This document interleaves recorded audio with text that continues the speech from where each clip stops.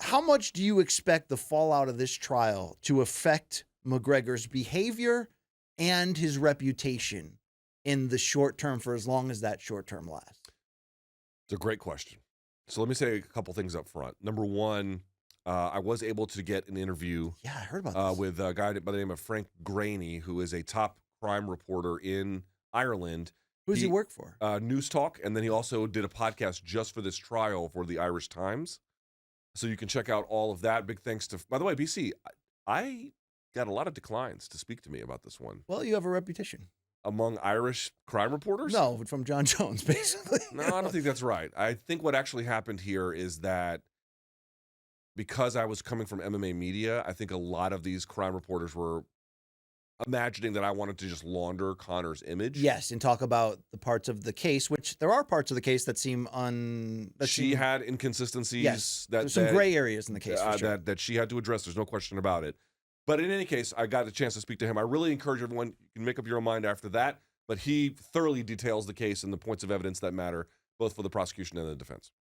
You're asking, given the result, what's going to happen? Well, today, the Hitman video game, Yes. they distanced themselves. There have been calls in Ireland to boycott any whiskey or liquor or The Rape Crisis Network Ireland, the Yeah. RCNI, is calling for a boycott of all McGregor brands across Ireland. So something, I talked to a bunch of Irish MMA journalists over the weekend, many of which, by the way, told me they're afraid to speak up. Can you believe that? Well, I can believe it when it was revealed after the result in this trial that Nikita Hand's house had been invaded by attackers and her significant other got stabbed. And although there's no direct link to McGregor in that, and the court didn't want to entertain a potential direct link because it wasn't about that for this trial, I guess. They could not substantiate that McGregor was responsible. There was another McGregor accuser. A woman who had accused him of sexual assault had her car firebombed. That's correct. Okay, so I can understand that some journalists In having fact, that part belief. of what she was seeking, Nikita Hand, was damages for €750. That was for relocation because they had to leave their place of residence and find a new one because they no longer felt safe in that residence. Sure.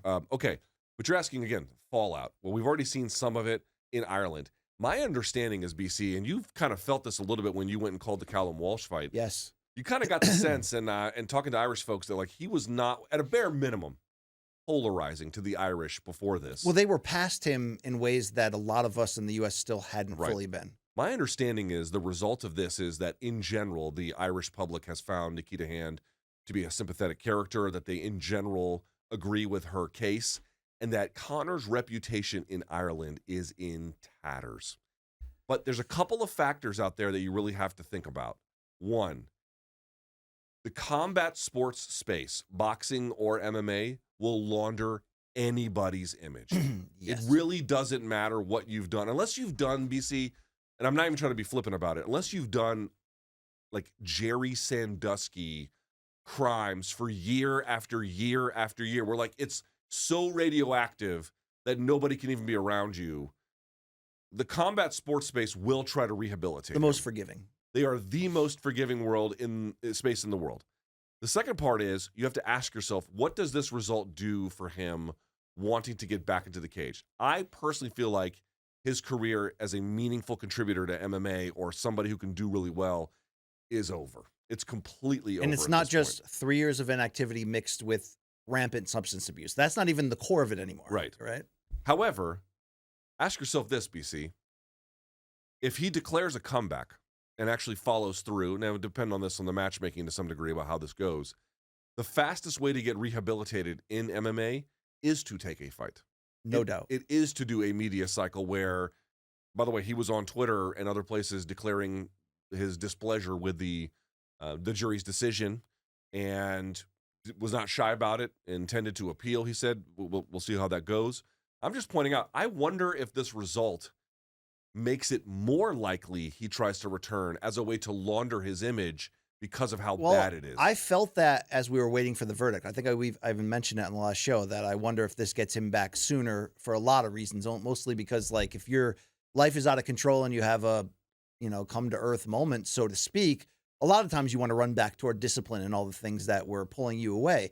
But the laundering of his own reputation theory would make a lot of sense because that happened in the Cowboy fight, which Wasn't that in the immediate aftermath of the accusations of this exact incident? No, this was following the Habib fight. Right, when it happened. Yes. But when he tried to when he successfully rehabbed his image in the yes, build you're to, saying, to yes. Cowboy Cerrone Yes, in early yes. 2020, it was almost You're as right, I'm sorry. as a direct result because of those accusations. I mean, you can And just he watch was playing the elder statesman role and just how watch happy the he was. Netflix documentary, which really tries to paint him as this ultimate family man, and that build was all about just coming back away from the problems he had caused and just trying to be a great person again. And they really laundered heavily that belief and that image. I would have said, yes, this brings him back quicker and we'll see what can happen. But this is rape. Whether or not the word guilty, because it was a civil trial, belongs in the same sentence or not, the public belief is guilty. The public belief may have already been that, but now you actually have the verdict here. So my question to you, Luke, is how much will people care? Meaning it's still Conor McGregor under any circumstance, just like when Mike Tyson came out of jail. He was a bigger star than before. Under any circumstance, people are going to want to see what he looks like, see what he's up to, all of that. But will this actively turn a large group of people away from that? Will the people still care anymore, is my question. About McGregor? Yeah, because of how serious this is. Meaning if he tried to come back and went into a training camp 3 months from now, can you come back quickly from this, Luke? Or does there need to be a period to let your brand air out? Would he get booed by everybody in the arena or no? No. To the extent he'll find a sympathetic audience, it will be one inside MMA for a couple of reasons. As I mentioned, people in combat sports just don't really care about ethical conduct very much. I don't think that's really an unfair statement at all. They like to pretend that they do. There's a lot of lip service that's mentioned about doing things the right way. But in general, audiences and stakeholders don't seem to care that much about that. Also, the vast majority of MMA fans are young men. Statistically speaking, if you look at things like the National Crime Victimization Survey, they show that arguably as many as 2 out of 3 rapes go unreported, and the group least likely to believe women when they say that they have been a victim of sexual assault is, in fact, men, Sure. in particular young men. So you're just talking about an audience that's going to be primed to be, as a bare minimum, less. They're going to give a fuck less. I mean, I don't know how else to say it. But those are the hardcore fans, though, to be fair, anyway. Yes. McGregor fans draw in those other fans from over the fence. So, again, but you have to ask, what role will this rape, not again, civilly liable judgment, to what extent will that affect the American audience? Because Sure. his reputation is disastrous in Ireland, as I understand it. I don't know how they're going to view him in the UK. I would imagine it's something similar-ish. But in the United States, I'm not sure how much this trial broke through. And again, I'm not sure how much the MMA community cares. The thing I'm kind of interested in is how Dana White's going to respond to this. Because they don't respond to anything. I know, but they're going to be asked, I would imagine at some point, Sure. hey, what did you think about Conor being held civilly liable? And I guess he'll probably say something like the justice system is going to do what it's going to do, and he has to work that out, and we'd have no response to it. Or he'll say that I told you guys he's got so much money. And but blah, that blah, blah. itself will serve to soften attitudes about it. So I think that some level of controversy because of this will follow him. Well, they still have a trial coming up, correct me if I'm wrong, to determine who pays for the legal That's fees, right. So people don't understand this. I didn't know this. They have a court case. They have to go back on Thursday because the way it works in civil court is the person who pays is typically the loser for all the lawyer costs. You'll recall that another gentleman who was involved in this was ultimately, I don't know if the legal word is exonerated, James Lawrence, but was not found liable. Conor was for certain parts of it. So they're going to figure out who has to pay the lawyer costs because he did lose, but she didn't win everything. So that will be happening on Thursday. But that's different than the appeal. This is still just related to this particular dimension of it. What do you think about the people that say Conor should be wary, even though there is some inconsistencies in this whole way this was handled in court, or a gray area at least? You know, it wasn't perfect. It wasn't a perfect defense, or in that regard. What do you think about people ultimately who think that Conor could end up trapping himself and bringing more eyes on his behavior by taking an appeal trial and really digging this back up and really fine-tooth combing, aggressively going after it? I don't know. I don't know what evidence he is referring to that would be exonerating. You'll recall that, to your point, the judge did not allow the jury to know about the guys in balaclavas who were identified as McGregor supporters. It just wasn't clear that in any way McGregor was related to the incident. But nevertheless, it was an act of intimidation. Whoever decided to do it, it was an act of intimidation. But the more time They you're didn't in, know about it. They will know about it in the appeal case. You know what I mean? yeah, So, but like, just in theory, like the more time you're in court, the more you're exposing eyes to the story, which is a greater chance it could become a criminal trial, right? and my understanding is the lawyer who Conor McGregor hired is a famous criminal defense attorney in Ireland who understands this whole system quite well and Yeah. probably best practices. But dude, Conor is erratic. He makes bad decisions. He ended up in this particular moment because he makes questionable decisions, and probably, in my judgment, I cards on the table. I find the jury's decision. Just ask yourself this: the jury, were they right based on a preponderance of the evidence? Is it more likely than not that he did those things? I agree with their assessment that Sure. he more likely than not he absolutely did those things. So, he has judgment issues at a bare minimum, my and that's the God. nicest way I can Maybe put that. D does too, and I'm speaking out of school here, but maybe D Devlin does too. I mean, what the hell? I don't want to speak about their marriage or their relationship. I don't know what they have going on. All I can say is I really encourage everybody, especially young guys, to actually listen to what the facts of the case are. You will, of course, come to your own conclusion. I can't control that, but don't do it until you understand what all the evidence is, one way or the other. Well, here's what McGregor is going to face on the regular. Here's him exiting the courtroom, and the paparazzi were aggressive.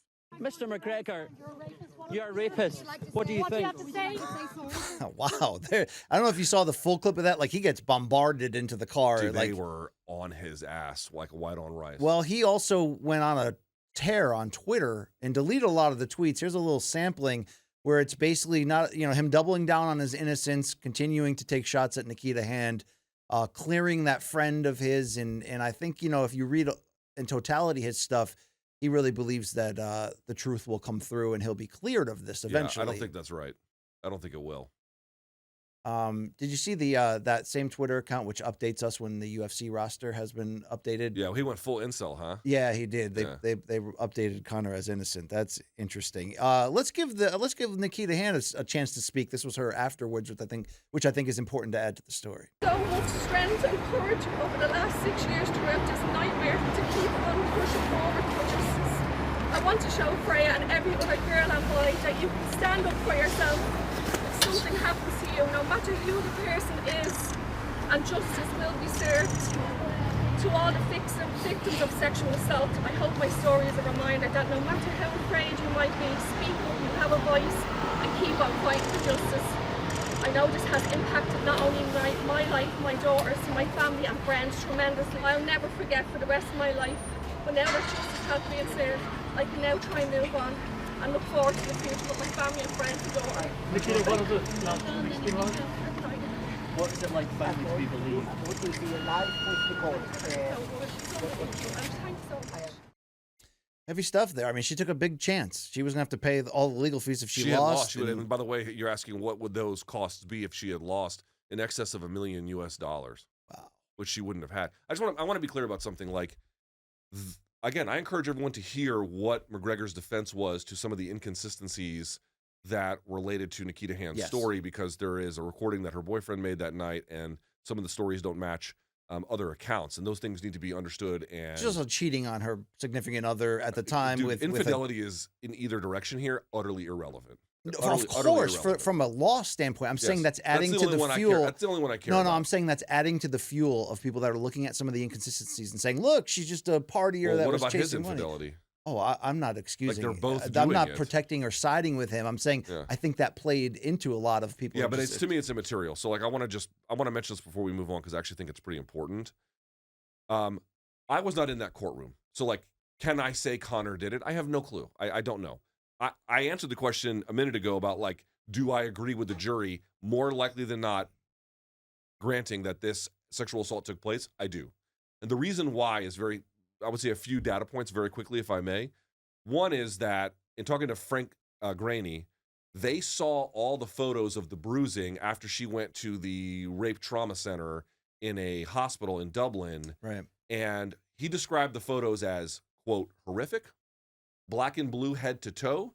And in fact, the intake nurse who evaluated her, who testified on the stand, had said in all of her years in rape crisis work, had never seen somebody as bruised and banged up viciously as she was. She had literally never seen the extent of bruising and damage that Nikita Hand came with. You then marry that with the reality that the doctor, who also testified about this, had to remove a tampon from inside of her. I'm going to put that as lightly as I possibly can, with forceps.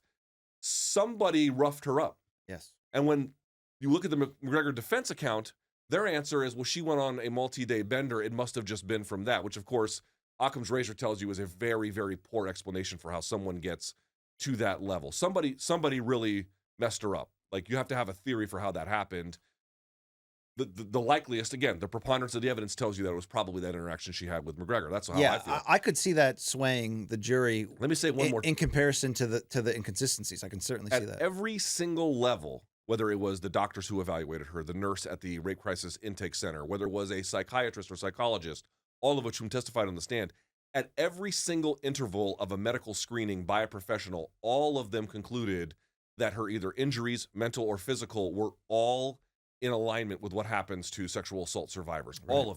All of them. You never had one person on the forensic side say anything other than Nikita's Hand account is in all likelihood the correct one. Last, I would add the one you mentioned. If she had lost that trial, she would have been on the hook for on the hook for up to $1 million to go through with that for 6 years. Yes. When it could financially ruin you in the end.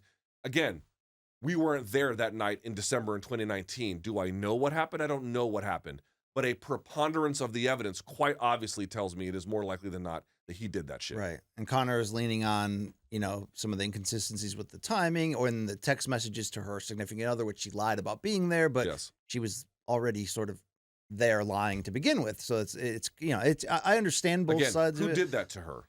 Where did the bruises come from? They came from partying? No, they did not. That is obviously silly. Well, the general reaction from fighters has been that Khabib was right, Luke. That's what everyone keeps saying. Here's Islam Makhachev from Team Khabib saying it was a matter of time till this filthy bastard be exposed, alcoholic, drug junkie, and rapist. Many more facts to come out. We have to ask the question that we always have to ask. Did Islam write this or did Ali write this? Wow, Ali just got caught, right? Speaking for Umar yeah. By the way, Ali admits to doing this. Not like I don't know if he did this one. It's worth pointing out there. Was that him? Well, let's throw back to the original Khabib tweet from 2019. Wow.